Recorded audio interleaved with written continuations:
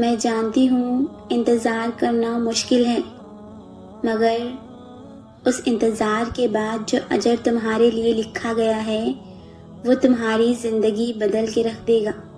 بس ہر چاہت سمیت خود کو اللہ کے سپرد کر دو اور پھر دیکھنا وہ اللہ تمہیں اس غم سے کیسے آزاد کر دے گا۔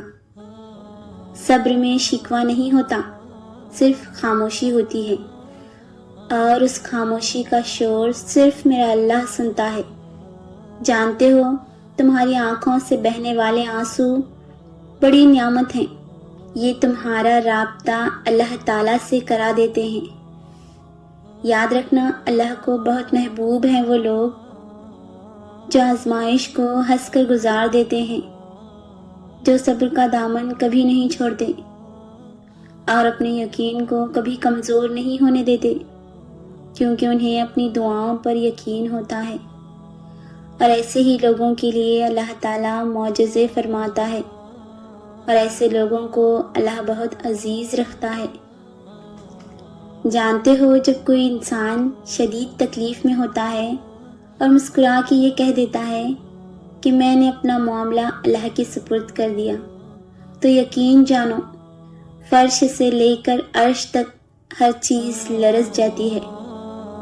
ٹوٹے دل سے نکلی دعائیں کبھی رائگاں نہیں جاتی۔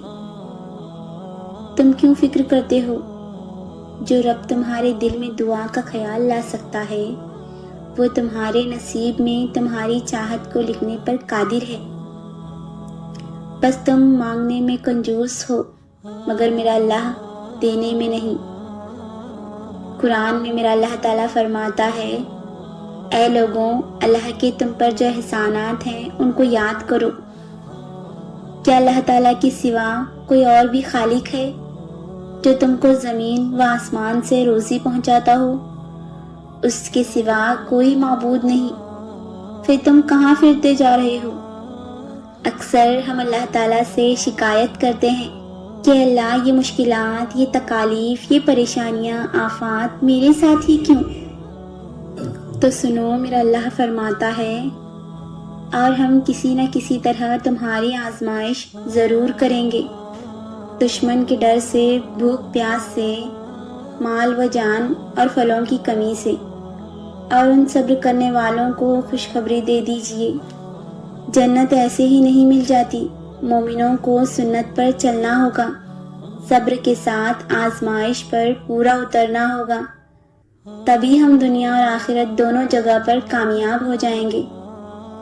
حضرت یوسف علیہ السلام کو بچپن میں ان کے والد سے بھائیوں نے جدا کیا، کنویں میں پھینکا، پھر غلام کے طور پر ان کی قیمت لگائی۔